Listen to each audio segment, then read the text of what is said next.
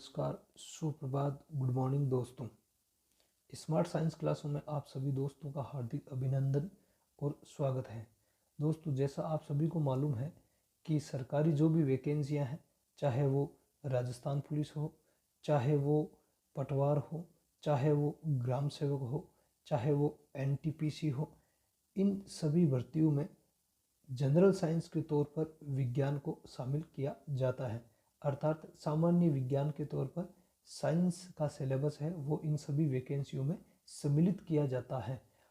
इन सभी वैकेंसियों में जो साइंस का सिलेबस है उनमें बहुत सारे ऐसे कॉमन पॉइंट होते हैं जो लगभग सभी वैकेंसियों की जो भर्तियां होती है, एग्जाम्स होते हैं, उन सब में पूछे जाते हैं। तो दोस्तों, इन्हीं में से आज हम एक चैप्टर शुरू करने जा रहे हैं जो है मानव में नियंत्रण एवं समन्वय। तो मानव में नियंत्रण एवं समन्वय से क्या अभिप्राय है, इसको हम इस वीडियो में पढ़ेंगे। तो दोस्तों, इस चैनल को सब्सक्राइब करो, लाइक करो और ज़्यादा से ज़्यादा अपने दोस्तों में शेयर करो ताकि सभी को इसके बारे में जानकारी मिल जाए। तो दोस्तों, नियंत्रण और समन्वय से अभिप्राय है कि मनुष्य एक बहुकोशिकीय प्राणी है और इसमें अत्यधिक जटिल क्रियाविधियां संपन्न होती हैं। शरीर के अंदर भी बहुत सारी क्रियाविधियां संपन्न होती हैं और शरीर के बाहर भी।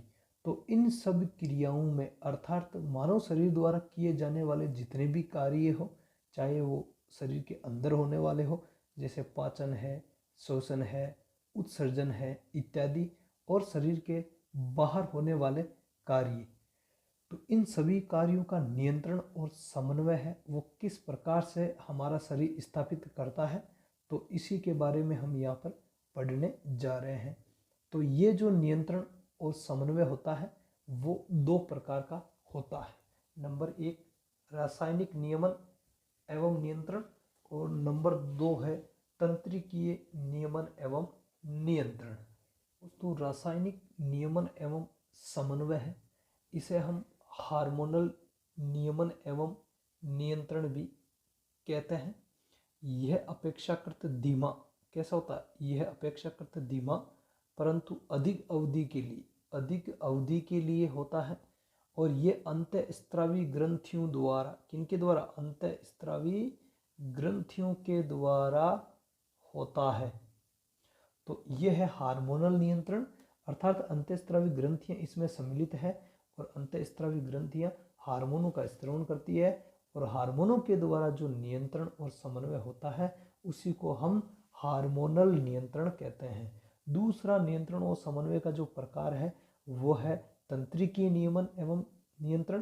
तो तंत्रिकीय नियमन एवं नियंत्रण है वो तंत्रिका तंत्र के द्वारा किया जाता है। किसके द्वारा, तंत्रिका तंत्र के द्वारा किया जाता है। और तंत्रिका तंत्र के द्वारा होने वाला जो नियमन है, अर्थात जो नियंत्रण और नियमन है वो अत्यधिक तीव्र, अर्थात बहुत अल्प समय लगता है इसमें और ये अल्प अवधि का होता है। तो ये होता है तंत्रिकीय नियमन एवं नियंत्रण। तो दोस्तों, हमारे शरीर में अर्थात मनुष्य में नियंत्रण और समन्वय है वो दो प्रकार से किया जाता है।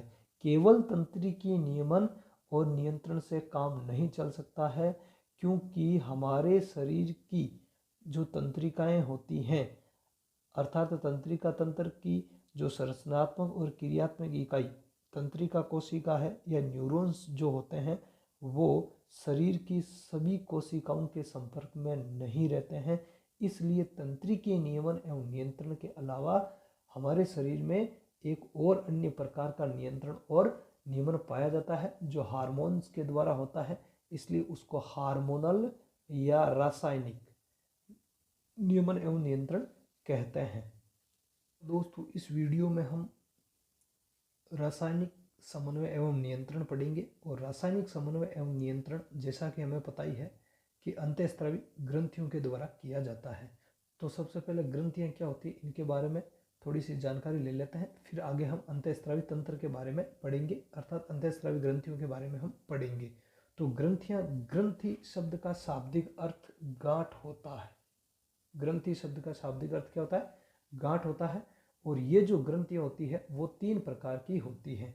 अर्थात मानव शरीर में 3 प्रकार की अंतःस्रावी ग्रंथियां हैं वो मानव शरीर में 3 प्रकार की ग्रंथियां हैं वो पाई जाती हैं। जैसे नंबर 1 अंतःस्रावी ग्रंथियां, दूसरी बहिस्रावी ग्रंथियां और तीसरी है मिश्रित ग्रंथियां।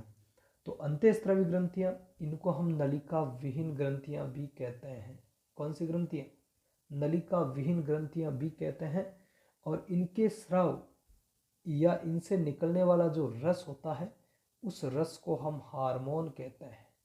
अर्थात अंतःस्रावी ग्रंथियों द्वारा हार्मोन का सीक्रेशन होता है, हार्मोन का स्त्रवण होता है और इस हार्मोन को ये सीधे ही रक्त में डाल देती है, सीधे ही रक्त में छोड़ती हैं।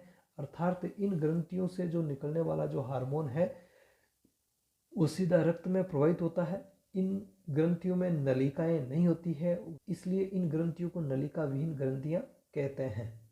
जैसे कि पीयूष ग्रंथि है, थायराइड ग्रंथि है, एड्रिनल ग्रंथि है, इसके अलावा वृषण है, अंडाशय है, ये भी अंतःस्रावी ग्रंथियों की भांति कार्य करते हैं।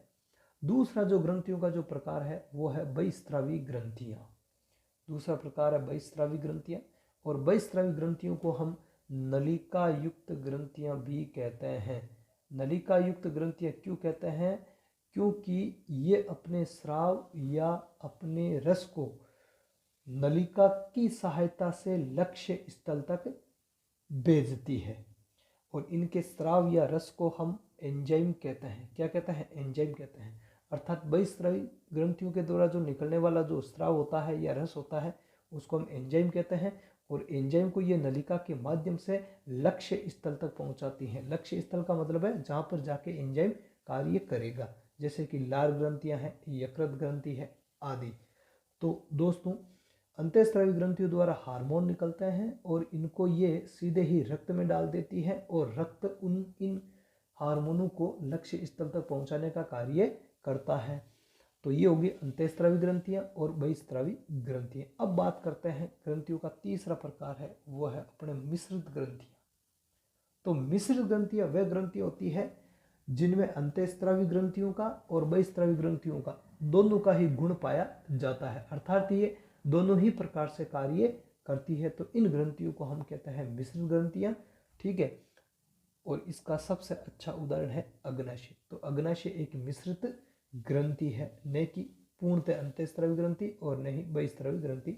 ये दोनों की तरह कार्य करती है, इसलिए ये एक मिश्रित ग्रंथि है।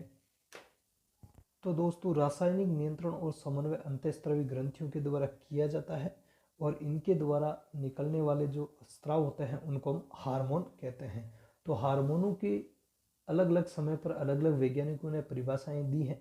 इनमें से 2 परिभाषाओं को हम देखते हैं। तो ये परिभाषा है, हार्मोन अंतःस्रावी ग्रंथियों द्वारा स्रावित रक्त में मुक्त किए जाने वाले रसायन है। किस प्रकार के? रक्त में मुक्त किए जाने वाले एक प्रकार के रसायन होते हैं और अंतःस्रावी ग्रंथियों द्वारा निकलते हैं जो दुरुस्त लक्ष्य अंग तक पहुंचाए जाते हैं। दूसरी परिभाषा है, इस चिरसम्मत परिभाषा को, इस चिरसम्मत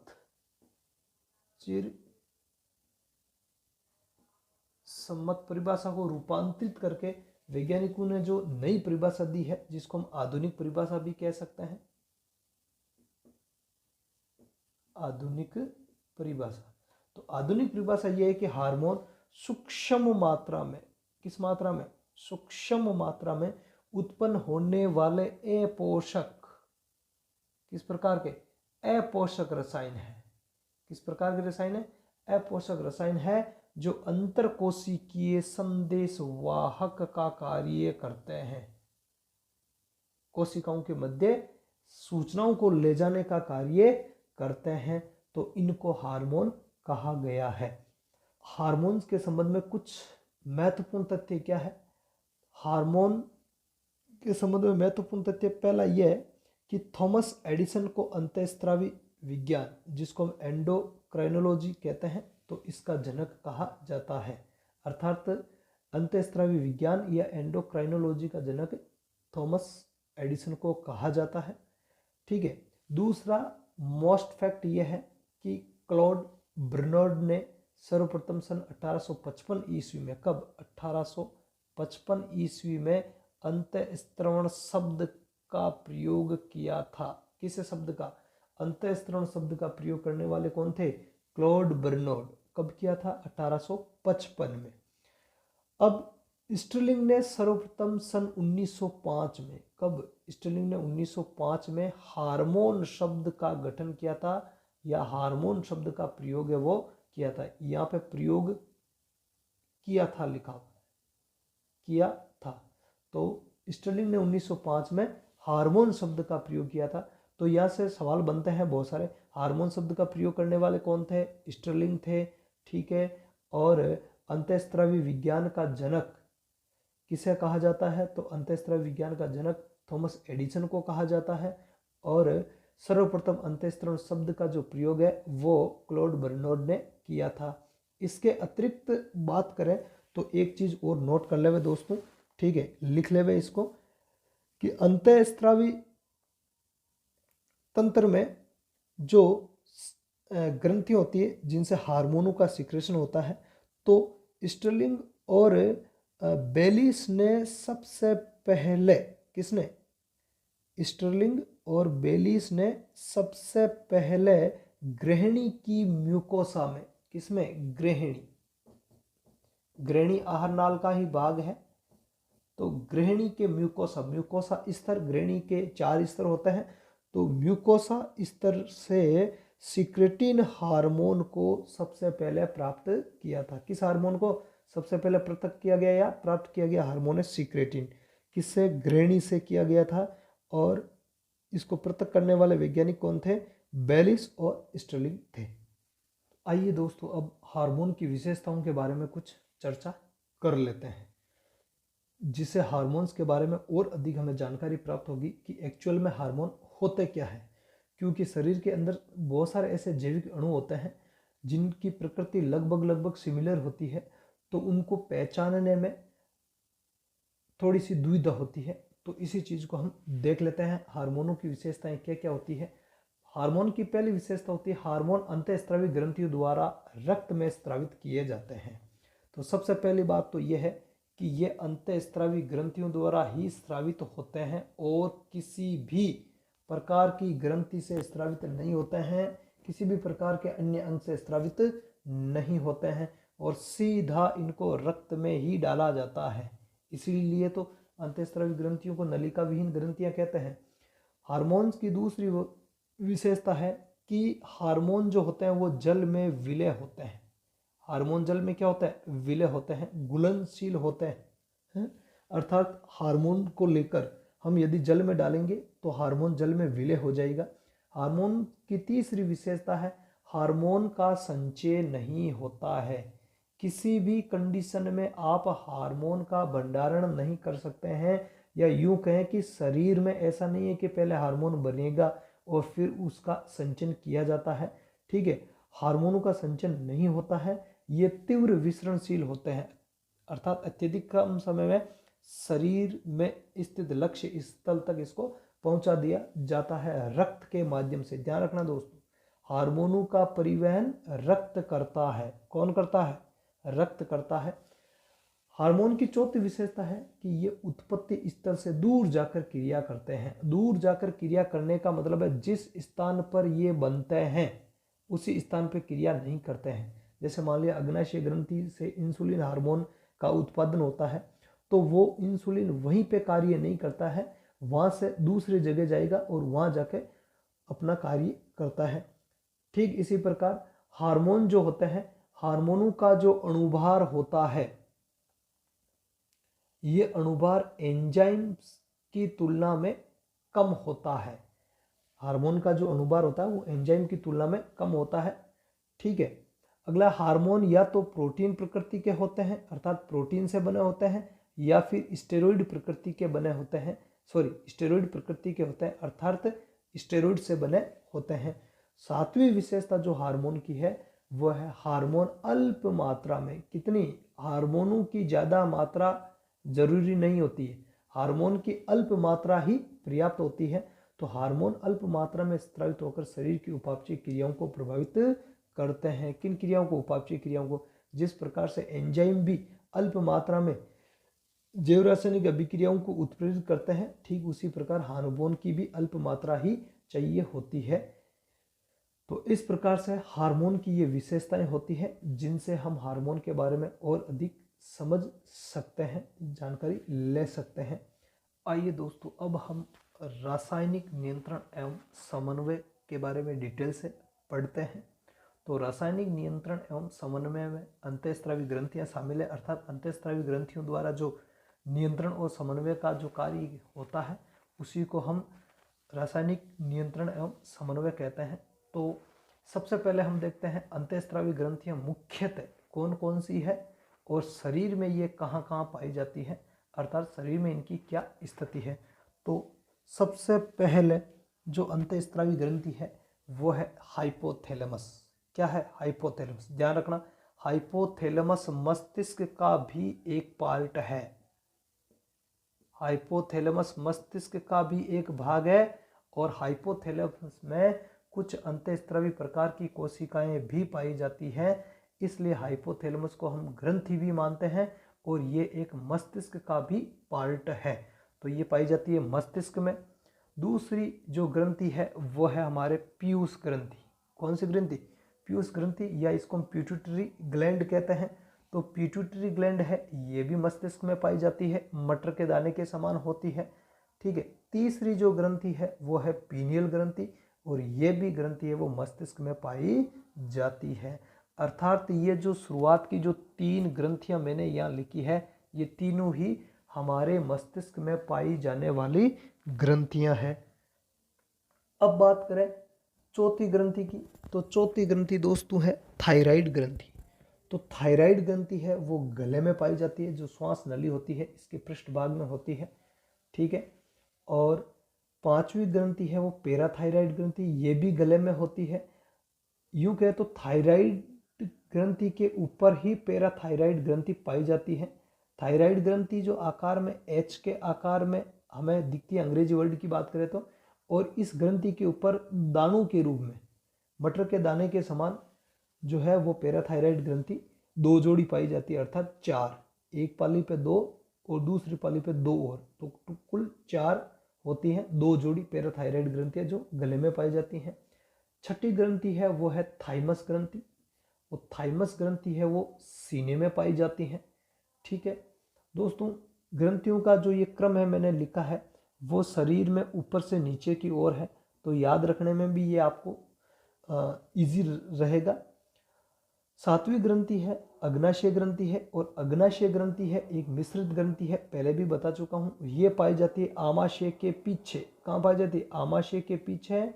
और ग्रेणी की जो दोनों भुजाएं होती है, यू आकार की ग्रेणी होती है। ग्रेणी मानव के पाचन तंत्र का पार्ट है, अर्थात आहार नाल का एक भाग है। तो ग्रेणी की जो दोनों भुजाएं होती है उन दोनों भुजाओं के बीच में पाई जाती है आमाशय के पीछे की ओर। आठवीं जो ग्रंथि है वो है अधिवृक्क ग्रंथि, जिसको हम एड्रिनल ग्रंथि भी बोलते हैं। और एड्रिनल ग्रंथि है वो हमारे जो वृक्क या जो किडनियां होती है, इन किडनियों की ऊपरी सतह पर, टॉप एज पर पाई जाती है। दोनों किडनियों पर, दोनों ही ऊपरी जो सतह होती है जिसको हम कॉर्टेक्स बोलते हैं। ठीक है, तो उस पर ये पाई जाती है। ठीक है, एड्रिनल कॉर्टेक्स। ठीक है। और 9वीं जो ग्रंथि है वो है वृषण। इसको हम नर जनन ग्रंथि भी कहते हैं क्योंकि ये केवल और केवल नर में ही पाई जाती है। ठीक है। और जननांग से संबंधित कार्यों का नियंत्रण इसके द्वारा किया जाता है। तो ये जो ग्रंथि है अर्थात जो वृषण है, टेस्टिस है, वो वृषण कोश में पाए जाते हैं। और वृषण कोश है वो उदर गुहा में एक थैलीनुमा संरचना में बाहर की ओर लटके रहते हैं। अब बात करें 10वीं ग्रंथि की, तो 10वीं ग्रंथि है अंडाशय। अंडाशय सिर्फ और सिर्फ मादाओं में पाई जाती है, इसलिए इसको मादा जनन ग्रंथि भी कहते हैं। क्या कहते हैं इसको? मादा जनन ग्रंथि भी कहते हैं। और ये जो लगभग कमर का क्षेत्र होता है, या जिसको हम पेल्विस क्षेत्र कहते हैं, तो पेल्विस क्षेत्र में ये ग्रंथि है वो पाई जाती है। तो इस प्रकार दोस्तों ये जो मुख्य मुख्य ग्रंथियां हैं जो मैंने यहाँ लिखी है और इनकी स्थिति आपको बता दी है, को स्क्रीन पर शरीर में अंतःस्रावी ग्रंथियां कहाँ कहाँ स्थित होती हैं इसके बारे में इस डायग्राम में दर्शाया गया है। तो इस डायग्राम का थोड़ा सा ध्यानपूर्वक अवलोकन कर लेते हैं कि सिर में 3 ग्रंथियां पाई जाती हैं। नंबर 1 हाइपोथैलेमस, नंबर 2 पीयूष ग्रंथि और नंबर 3 पीनियल काय या पीनियल ग्रंथि, पीनियल बॉडी बोलते हैं। फिर थायराइड और पैराथायराइड ग्रंथि जो कि दोनों ही गले में पाई जाती हैं। अग्नाशय ग्रंथि आमाशय के पीछे स्थित होती है। घृणी की जो दोनों भुजाएं होती है उनके मध्य स्थित होती है। एड्रिनल जो होती है या अधिवृक्क ग्रंथि होती है वो वलकुट के शीर्ष भाग पर या ऊपरी भाग पर पाई जाती है। और इसके अतिरिक्त जो वृषण नरजनन ग्रंथि और अंडाशय जो मादा जनन ग्रंथियां हैं वो कमर क्षेत्र में पाई जाती है अंडाशय, और जो वृषण है वो वृषण कोश में पाई जाती है और वृषण कोश उदर गुहा में पाया जाता है। अब हम इन ग्रंथियों के बारे में एक एक करके पढ़ेंगे विस्तार से। तो आज सबसे पहले पढ़ते हैं हम हाइपोथैलेमस।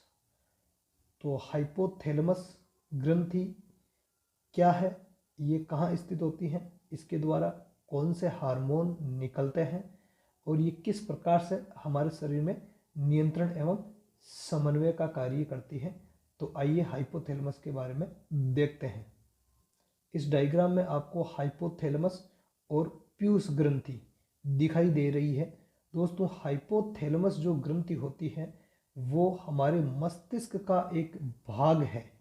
क्या है? हमारे मस्तिष्क का एक भाग है। और हाइपोथैलेमस जो है वो डाइनसेफेलॉन या अग्र मस्तिष्क पश्च उसका आधार भाग है। क्या है? उसका आधार भाग होती है ये, ठीक है।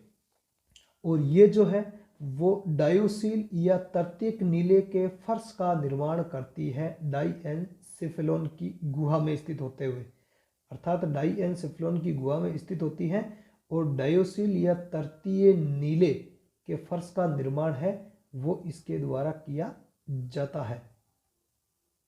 हाइपोथैलेमस में दूसर द्रव्य के अनेक क्षेत्र होते हैं। किसके? दूसर द्रव्य जो हाइपोथैलेमस में ग्रे मैटर होता है, ये तंत्रिका तंतुओं की स्थिति के कारण बनते हैं। तो हाइपोथैलेमस में दूसरे द्रव्य के अनेक क्षेत्र होते हैं जिन्हें हाइपोथैलेमिक केंद्र कहते हैं। क्या कहते हैं? जिनको हाइपोथैलेमिक केंद्र कहा जाता है, ठीक है। और इन केंद्रों में हार्मोनों का स्त्राव करने वाली अंतःस्रावी प्रकार की कोशिकाएं होती हैं जिनको न्यूक्ली कहते हैं। क्या कहते हैं? जिनको न्यूक्ली कहा जाता है, ठीक है। तो ये न्यूक्ली कहाँ पाई जाती है? ये पाई जाती है हाइपोथैलेमिक केंद्र में। कहाँ पाई जाती है? हाइपोथैलेमिक केंद्र में पाई जाती है न्यूक्ली। और हाइपोथैलेमिक केंद्र किनको कहते हैं? कि हाइपोथैलेमस में जो दूसर द्रव्य के जो क्षेत्र होते हैं उन दूसर द्रव्य के क्षेत्रों को हाइपोथैलेमिक केंद्र कहा जाता है, ठीक है। अब बात करें आगे, हाइपोथैलेमस द्वारा जो हार्मोन स्रावित होते हैं, हाइपोथैलेमस द्वारा जितने भी हार्मोन स्रावित होते हैं उन हार्मोनों को निवाहिका परिवहन तंत्र द्वारा, किसके द्वारा? निवाहिका परिवहन तंत्र द्वारा पीयूष ग्रंथि तक पहुंचा दिया जाता है। कहाँ तक? पीयूष ग्रंथि तक पहुंचा दिया जाता है। अब इन हार्मोन को पीयूष ग्रंथि तक क्यों पहुंचाया जाता है? क्योंकि हाइपोथैलेमस जो है वो पीयूष ग्रंथि के कार्यों पर नियंत्रण रखती है और पीयूष ग्रंथि फिर शरीर की अन्य ग्रंथियों पर नियंत्रण रखती है। तो पहले जो हाइपोथैलेमस से निकलने वाले जो हार्मोन होते हैं वो पीयूष ग्रंथि तक पहुंचाए जाते हैं और फिर पीयूष ग्रंथि अन्य प्रकार के हार्मोनों का सीक्रेशन करती है और शरीर की अन्य अंतःस्रावी ग्रंथियों पर नियंत्रण बनाए रखती है। तो शरीर की अन्य ग्रंथियों पर नियंत्रण बनाने का कार्य तो है पीयूष ग्रंथि का, इसलिए पीयूष ग्रंथि को कहते हैं मास्टर ग्रंथि। पीयूष ग्रंथि को कहते हैं मास्टर ग्रंथि। और पीयूष ग्रंथि के कार्यों का जो नियंत्रण है वो किया जाता है हाइपोथैलेमस के द्वारा, इसलिए इसको मास्टर ग्रंथि का मास्टर भी कहा जाता है। या हम इसको कह सकते हैं अंतःस्रावी नियमन का सर्वोच्च कमांडर, अंतःस्रावी तंत्र का या अंतःस्रावी नियमन का सर्वोच्च कमांडर अथवा प्रधान ग्रंथि का भी नियंत्रक। क्या कह सकते हैं? प्रधान ग्रंथि का भी नियंत्रक या अंतःस्रावी नियमन का सर्वोच्च कमांडर इस हाइपोथैलेमस को कहते हैं। क्यों कहते हैं?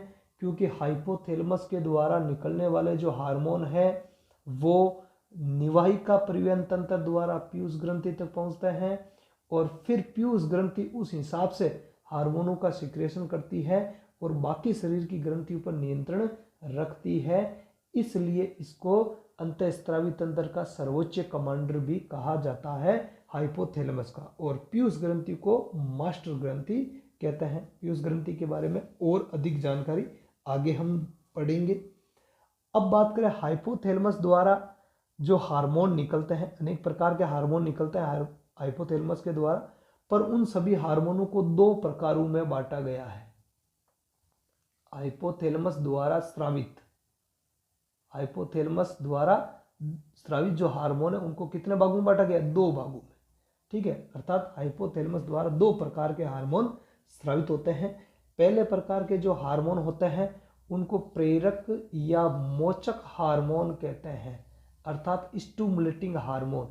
ये हार्मोन क्या करते हैं? जब प्रेरक या मोचक हार्मोन निकलते हैं तो ये हार्मोन पीयूष ग्रंथि को अपने हार्मोन स्त्रवण के लिए प्रेरित करते हैं, इसलिए इनको प्रेरक, या रिलीज करने के लिए प्रेरित करते हैं, इसलिए इनको रिलीजिंग हार्मोन या मोचक हार्मोन कहा जाता है। क्या कहते हैं? Releasing hormone, RH।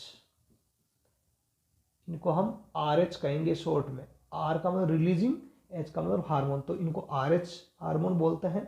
ठीक है। दूसरे प्रकार के जो हार्मोन होते हैं कि हाइपोथैलेमस द्वारा जो निकलने वाले निरोधी हार्मोन है, वो हार्मोन पीयूष ग्रंथि द्वारा निकलने वाले हार्मोनों के स्त्रवण को रोकते हैं या कम करते हैं, निरोध करते हैं। उनका क्या करते हैं? निरोध करते हैं, इनहिबिटिंग करते हैं। इसलिए इनको हम बोलते IH बोलते हैं, इनहिबिटिंग हार्मोन। क्या बोलता है? इनहिबिटिंग हार्मोन, निरोधी हार्मोन।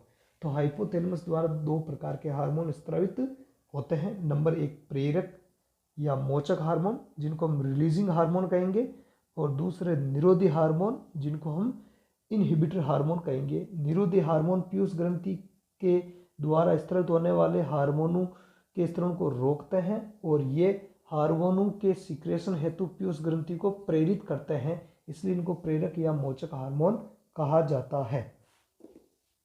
तो हाइपोथैलेमस ग्रंथि को अंतःस्रावी तंत्र का सर्वोच्च कमांडर, अंतःस्रावी तंत्र का सर्वोच्च कमांडर अथवा प्रधान ग्रंथि का भी नियंत्रक, master of the master gland, master of the master gland कहा जाता है। ठीक है। हाइपोथैलेमस द्वारा जो भी हार्मोन निकलते हैं उन हार्मोनों को हम न्यूरो हार्मोन कहते हैं। हाइपोथैलेमस द्वारा निकलने वाले हार्मोनों को क्या कहते हैं? न्यूरो हार्मोन कहते हैं। और ये जो न्यूरो हार्मोन होते हैं वो हाइपोथैलेमस से निकलते हैं और हाइपोथैलेमस से निकलने के पश्चात निवाहिका परिवहन तंत्र द्वारा पीयूष ग्रंथि तक पहुंचते हैं। तो इन न्यूरो हार्मोनों की संख्या होती है 10। कितनी होती है? 10। ये 10 प्रकार के जो हार्मोन होते हैं वो पीयूष ग्रंथि के कार्यों पर नियंत्रण रखते हैं। तो ये 10 प्रकार के हार्मोन हैं, इनको हम दो भागों में बांटते हैं। ध्यान रखना, हार्मोनों की कुल संख्या 10 है। हार्मोनों की कुल संख्या कितनी है? 10। हाइपोथैलेमस द्वारा स्रावित हार्मोनों की कुल संख्या है 10, परंतु इनको दो भागों में बांटते हैं। एक भाग है प्रेरक या मोचक हार्मोन जिनको हम रिलीजिंग हार्मोन बोलते हैं, RH रिलीजिंग हार्मोन होते हैं, और दूसरे जो होते हैं वो होता है इनहिबिटिंग हार्मोन अर्थात निरोधी हार्मोन। ये हार्मोन तो पीयूष ग्रंथि को अपने हार्मोनों के स्त्रवण के लिए प्रेरित करते हैं, और इनहिबिटर हार्मोन जो होता है या इनहिबिटिंग हार्मोन जो होते हैं वो पीयूष ग्रंथि को अपने हार्मोनों के स्त्रवण के लिए संदमित करते हैं, अर्थात उसको रोकते हैं। इस प्रकार ये दोनों हार्मोन मिलकर पीयूष ग्रंथि के हार्मोनों के स्त्रवण को नियंत्रित करते हैं, अर्थात पीयूष ग्रंथि पर नियंत्रण रखते हैं, RH और IH। इसलिए इसको master of the master gland भी कहा जाता है। हाँ तो दोस्तों अब देखते हैं हम कि हाइपोथैलेमस के द्वारा जो 10 प्रकार के जो जो 10 हार्मोन जो निकलते हैं वो 10 हार्मोन कौन कौन से हैं।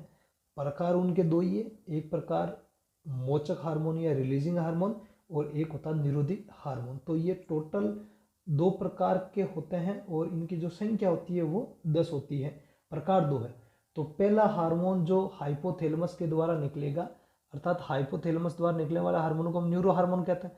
तो पहला न्यूरो हार्मोन है वो है वृद्धि हार्मोन मोचक हार्मोन, GHRH। पहला हार्मोन कौन सा? GHRH। GHRH का मतलब है ग्रोथ हार्मोन रिलीजिंग हार्मोन। क्या नाम है? Growth hormone releasing hormone. अर्थात ये जब पीयूष ग्रंथि द्वारा हाइपोथैलेमस द्वारा जब ये हार्मोन निकलेगा और पीयूष ग्रंथि के पास जाएगा तो पीयूष ग्रंथि को वृद्धि हार्मोन के स्त्रवण हेतु प्रेरित करेगा। क्या करेगा? पीयूष ग्रंथि को वृद्धि हार्मोन के स्त्रवण हेतु प्रेरित करेगा। कौन सा hormone? GHRH hormone. GHRH hormone कहाँ से निकलेगा? हाइपोथैलेमस से निकलता है। और वृद्धि हार्मोन किससे निकलता है? पीयूष ग्रंथि से निकलता है। तो पीयूष ग्रंथि को वृद्धि हार्मोन के स्त्रवण हेतु प्रेरित कौन करता है? GHRH। दूसरा हार्मोन है वृद्धि हार्मोन निरोधी हार्मोन, GHIH, अर्थात ग्रोथ हार्मोन इनहिबिटिंग हार्मोन। क्या नाम है? Growth hormone inhibiting hormone. तो ये हार्मोन जब निकलेगा हाइपोथैलेमस से तो ये पीयूष ग्रंथि को वृद्धि हार्मोन के सीक्रेशन हेतु, वृद्धि हार्मोन के स्त्रवण हेतु, सीक्रेशन हेतु रोकेगा। उसका क्या करेगा? संदमन करेगा। अर्थात वृद्धि हार्मोन के स्त्रवण का संदमन करेगा, उसको रोकने का काम करता है। तो पीयूष ग्रंथि द्वारा निकलने वाले हार्मोन जो है उसका नाम है वृद्धि हार्मोन। और भी है हार्मोन, तो पहला ये वृद्धि हार्मोन। तो वृद्धि हार्मोन के स्त्रवण को प्रेरित तो करता है हाइपोथैलेमस के द्वारा निकलने वाला GHRH, और वृद्धि हार्मोन के स्त्रवण को संदमित करने वाला हार्मोन है GHIH। इस प्रकार ये दोनों हार्मोन जो हाइपोथैलेमस से निकल रहे हैं ये पीयूष ग्रंथि से स्त्रावित होने वाले वृद्धि हार्मोन को नियमित करते हैं या उसकी संश्लेषण की दर और स्त्रवण को नियमित करते हैं। तीसरा हार्मोन जो है हाइपोथैलेमस द्वारा निकलने वाला वो है थायरोट्रोपिन मोचक हार्मोन। कौन सा है? थायरोट्रोपिन मोचक hormone, TRH, thyrotropin releasing hormone, thyrotropin releasing hormone. तो ये हार्मोन जब हाइपोथैलेमस से निकलकर पीयूष ग्रंथि तक पहुंचेगा तो ये पीयूष ग्रंथि को थायरोट्रोपिन हार्मोन के स्त्रवण हेतु क्या करेगा? प्रेरित करेगा उसको। किसके लिए? थायरोट्रोपिन के स्त्रवण हेतु पीयूष ग्रंथि को प्रेरित करेगा। कौन? TRH, thyrotropin releasing hormone. ठीक है। चौथा हार्मोन जो है वो है प्रोलैक्टिन मोचक hormone, PRH, prolactin releasing hormone.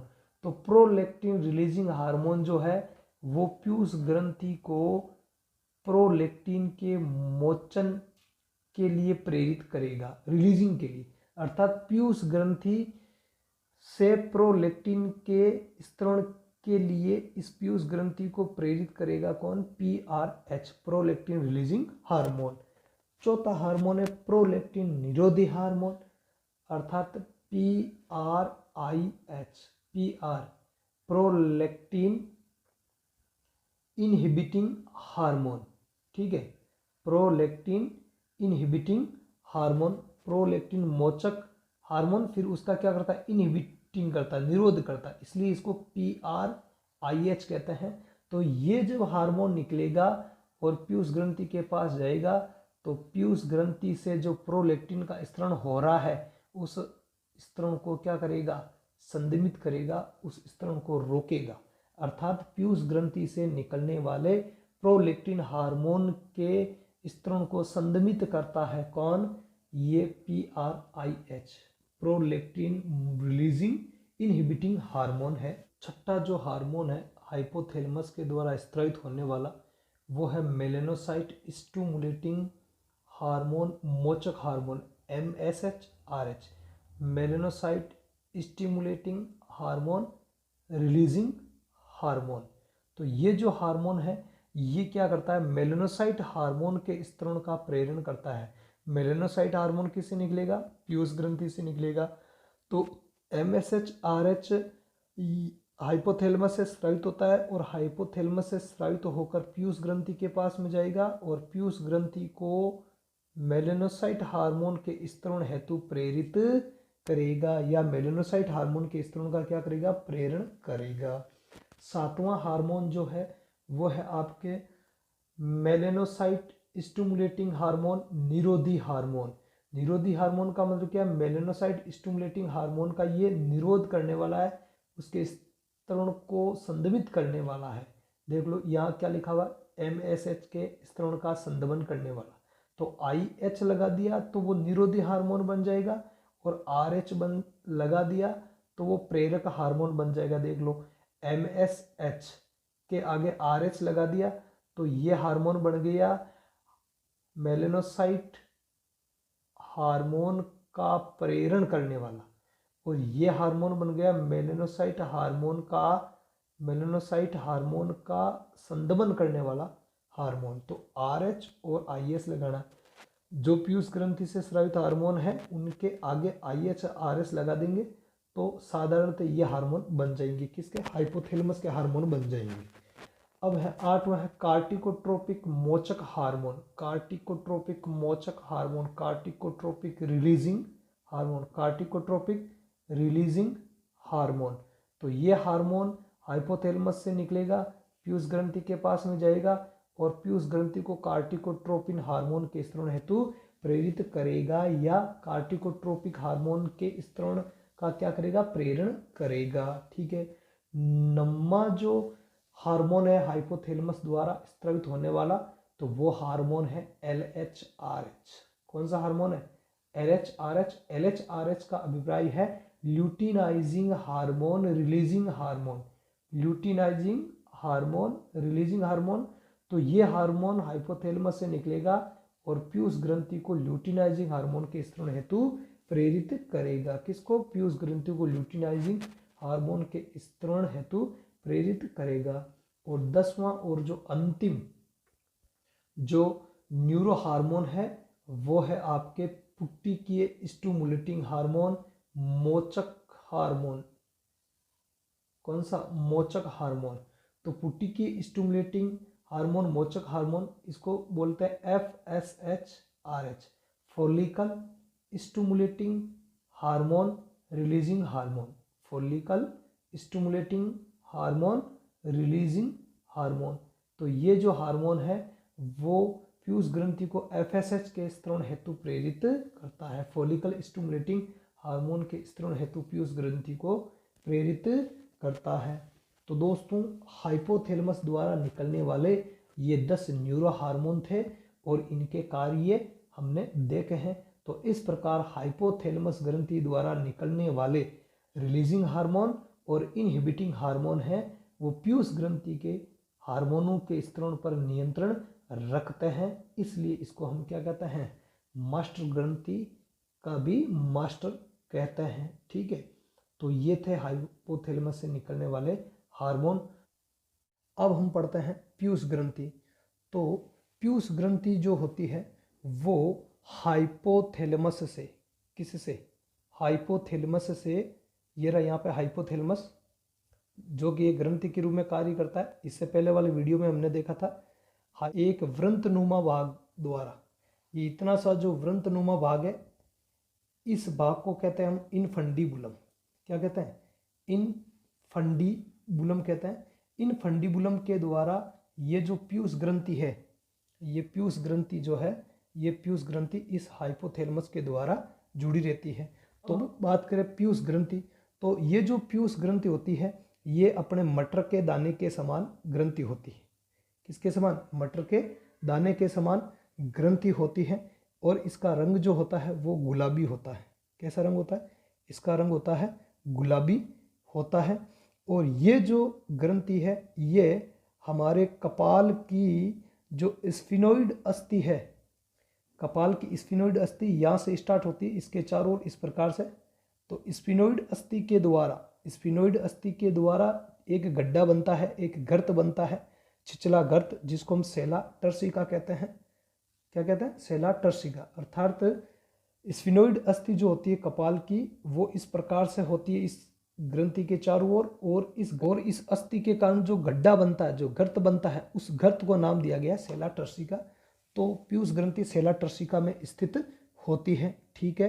Piyush ग्रंथि के दो भाग होते हैं, एक भाग अग्रपाली कहलाता है और दूसरा भाग पश्चपाली कहलाता है। अग्रपाली को हम एडिनोहाइपोफाइसिस भी कहते हैं और पश्चपाली को हम न्यूरोहाइपोफाइसिस कहते हैं। तो अग्रपाली अर्थात एडिनोहाइपोफाइसिस है, इसके 3 पार्ट होते हैं। कितने पार्ट होते हैं? 3 पार्ट। ये अग्रपाली, ये जो आगे की ओर जो भाग है वही अग्रपाली है। ठीक है। तो अग्रपाली के कितने पार्ट होते हैं? 3 पार्ट होते हैं। पहला पार्ट पार्स ट्यूब्रेलिस, दूसरा पार्ट पार्स इंटरमीडिया, और तीसरा जो पार्ट है वो है पार्स डिस्टेलिस। तो ये 3 पार्ट एडिनोहाइपोफाइसिस के होते हैं। बात करें पहले की पार्स ट्यूब्रेलिस की, तो पार्स ट्यूब्रेलिस जो होता है ये वृंत के चारों ओर पाया जाता है, एक कॉलर के रूप में पाया जाता है ये। ठीक है। मनुष्य में थोड़ा सा अस्पष्ट होता है, इतना स्पष्ट नहीं होता है ये भाग जो पार्स ट्यूब्रोलिस है। तो ये जो वृंत है इनफंडिबुलम, इस वृंत के जस्ट नीचे पाया जाता है। ठीक है। और इसके द्वारा ही फिर आगे पीयूष ग्रंथि है वो होती हैं और इनफंडिबुलम के द्वारा जुड़ी रहती है। तो ये पार्स ट्यूब्रोलिस पार्ट है। ठीक है। जो कि मनुष्य में इतना स्पष्ट होता नहीं है। ठीक है। इस पार्ट के द्वारा किसी भी हार्मोन का स्त्रवण नहीं होता है। ध्यान, जो पहला पार्ट है इसके द्वारा किसी भी हार्मोन का स्त्रवण नहीं होता है। पीयूष ग्रंथि के पार्स ट्यूब्रेलिस या अग्र पीयूष ग्रंथि, अग्रपाली कह दो या अग्र पीयूष ग्रंथि कह दो या एडिनोहाइपोफाइसिस कह दो, एक ही बात है। तो एडिनोहाइपोफाइसिस के द्वारा किसी भी प्रकार के एडिनोहाइपोफाइसिस के जो पार्स ट्यूब्रेलिस पार्ट है, इसके द्वारा किसी भी प्रकार के हार्मोन का स्त्रवण नहीं होता है। अब बात करें पार्स इंटरमीडिया, तो दूसरा पार्ट है पार्स इंटरमीडिया। तो पार्स इंटरमीडिया जो है वो पीयूष ग्रंथि की दोनों पालियों के मध्य स्थित होता है। अर्थात जो अग्रपाली एडिनोहाइपोफाइसिस और पश्चपाली न्यूरोहाइपोफाइसिस, इन दोनों के बीच का जो ये भाग है, ये भाग का मतलब है कि इधर वाला पार्ट और इधर वाला पार्ट जुड़ा हुआ है। जो भाग टच कर रहा है पीछे का भाग है, ये 3D चित्र नहीं है। जो इसका भाग, जो पीछे का भाग, जो इसके पश्च पीयूष से संपर्क में रहता है, उसको बोलते हैं पार्स इंटरमीडिया। और पार्स इंटरमीडिया के द्वारा केवल और केवल एक हार्मोन का सिक्रेशन होता है। केवल और केवल एक हार्मोन का सिक्रेशन है वो पार्स इंटरमीडिया के द्वारा होता है, और उस हार्मोन का नाम है MSH। पार्स इंटरमीडिया के द्वारा सिर्फ और सिर्फ एक हार्मोन का स्त्रवण होता है, उसका नाम है MSH। इसलिए इस MSH को हम इंटरमीडियन हार्मोन भी कहते हैं। क्या कहते हैं? इंटरमीडियन हार्मोन भी कहते हैं। MSH का पूरा नाम होता है मिलेनोसाइट प्रेरक हार्मोन या मिलेनोसाइट स्टिमुलेटिंग हार्मोन। क्या होता है? Melanocyte stimulating hormone. तो ये एक हार्मोन पार्स इंटरमीडिया के द्वारा स्रावित होता है। तीसरा पार्ट है पीयूष ग्रंथि का, अग्र पीयूष ग्रंथि का, वो है पार्स डिस्टेलिस। और पार्स डिस्टेलिस के द्वारा मुख्यतः 5 प्रकार के हार्मोन हैं, उनका स्त्रवण होता है। ये जो भाग होता है ये फूला हुआ भाग होता है। अग्र पीयूष ग्रंथि का जो फूला हुआ जो भाग है, इसी को हम बोलते हैं पार्स डिस्टेलिस।